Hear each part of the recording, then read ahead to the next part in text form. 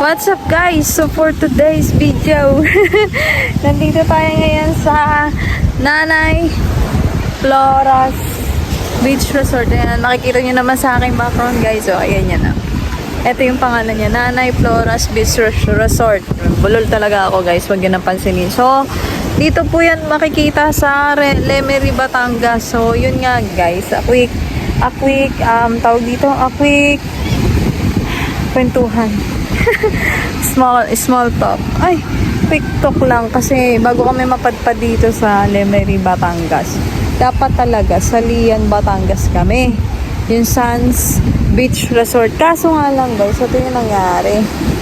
Nagpunta kami doon, tapos halos sinikot na namin yung isang place na yon sa Lian, Batangas. San Diego yon, San Diego, Lian, Batangas. Dikit-dikit yung mga ano doon, yung mga resort. Tapos sinanap namin yung Sands Beach Resort. Wala talaga guys. Pinagtanong-tanong na namin, nakakaya nga kasi meron doon kuya na ano, talaga namang ginaig kami. Sinamahan kami na maghanap, magtanong kung saan located yung Sands Beach Resort. So, na namin, naisip namin. Kasi kagabi ko lang talaga siya kinordak. So, tawag dito, hindi siya hindi siya nag-response agad. Ngayong umaga pa lang siya nag-response. Mga na hapon na tanghali na ata. Kung kailan, wala na kami sa lugar na yun, dun lang siya nag-reply guys. So, naisip-isip namin, napag-isip-isip namin na na parang scam ata tayo Though hindi naman tayo naglabas ng pera, pero na-scam tayo sa information. 'Di ba? So, kung sa partnership in crime ko, ikaw pa, alis na tayo. Na-scam tayo. Hindi natin makikita yun. Yung mga resort na nandun na naikot namin, kailangan magpabuka muna. Fully book yung mga fully book na sila. So, yung iba naman, sobrang expensive, guys. Pang budget friendly lang yung ating budget. Ayan, so, ang naging ending nun, naghanap muna kami. Nagtambay muna kami saglit. Tapos, sobrang gutom na kami.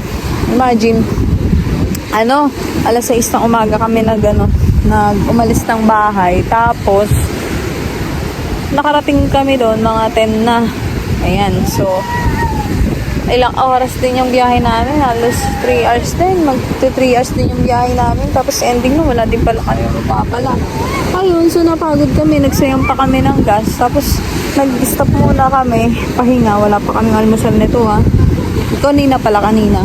Tapos, nagpahinga kami. Tapos, naghanap kami sa Facebook, 'di ba? Ito yung pangit, guys, kapag mainit pala dito sa Batangas ako. Inikot namin mala Sugbo, Lian, lahat na. Batangas City. Umikot nga kami. Tapos dito kami napadpad sa Lemery. So, yun nga, nagpunta ako. Para talagang So, nag-search ako sa Facebook. Nakita ko tong Nanay Floras Beach Resort. Buti na lang mabait si ate. Pinasundo niya kami sa may crossing. Ang layo din pala ng lugar na to. Sa may Lemery. Hindi ko alam exact kung saan place dito sa Lemery. Buti na lang pinasundo niya kami kung kuya na kapatid niya. Kala nga namin may scam ulit kami or kikidnapin kasi nga guys, looban pa pala siya. Tapos yung dinaanan namin parang parang bundok. Tapos sabi ko, parang wala naman ditong dagat. Tapos yung pala sa may dulo, looban, diba? Sa may dulo, may dagat naman pala. So ito nga yun guys, yung dagat na yun. You know. Aray ko, wala tayong tsinelas sa init. So, yun nga guys. Okay siya, malakas yung hangin dito. Tapos, mura lang din naman yung mga yung cottage dito. Tama lang, yung cottage na yan daw is depende sa packs ng tao. Okay? So, kung 30 packs, 2.5 yan. Pag overnight, 5.5 ata, 3.5, mga ganun. Ayan. So, ang nabigay sa amin ni ate, sabi ko sa kanya, ate, half day na kami. Half day, no? Tanghali na kami dumating. So, ito yun guys, yung kubo. Yan ang binigay sa amin. Sabi niya, 1.5. Sabi ko, ate, half day na kami, hanggang 5 p.m. lang kami. Baka hindi pa kami abutin ng 5 p.m. Tapos yun, binigay niya na, sige, 1K na lang. Diba? Since ano naman tayo tanghali na nakarating. So, etong kubo na to guys, yung simpleng kubo na yan. Meron niyang isang bed. Tapos, may electric fan. Siyempre, hindi siya aircon. At saka, hindi nyo na rin, guys, kailangan ng aircon sa lugar na to kasi sobrang hangin. Kita-kita nyo naman. Oh, lakas ng alon. Aray, sakit talaga. Ayan.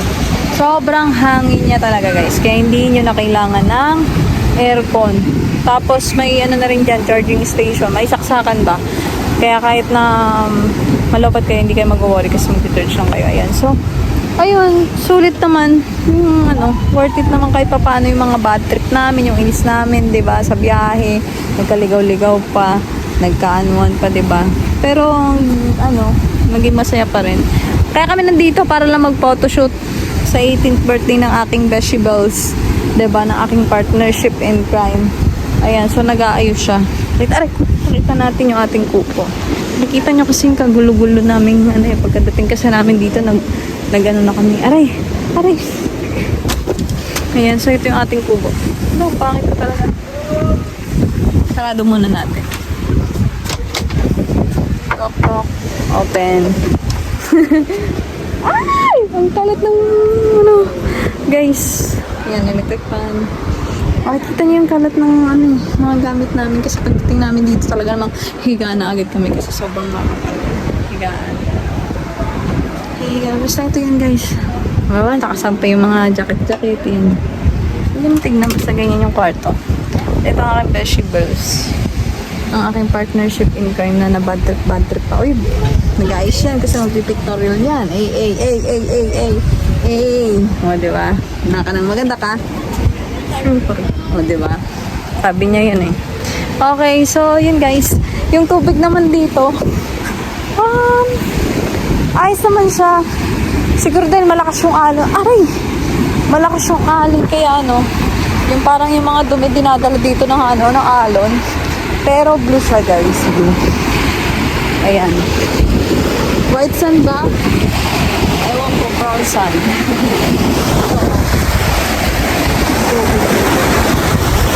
Layers. Para ka na sa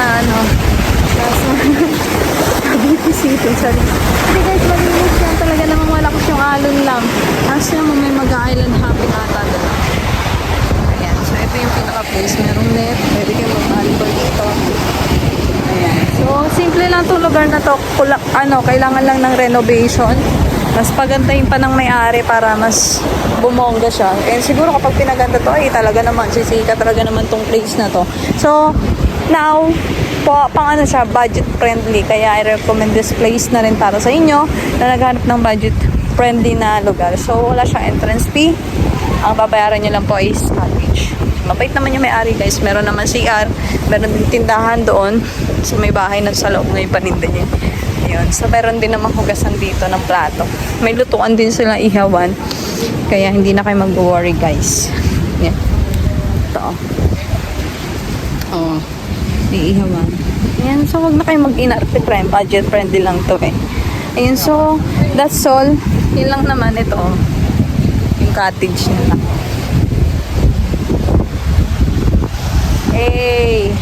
Ayan, so yun lang guys. Ikot muna tayo isa. Kahit mainit, wala tayong chinelas. Diba, nakasapatos kasi kami. For the ride lang talaga kami guys. Yes.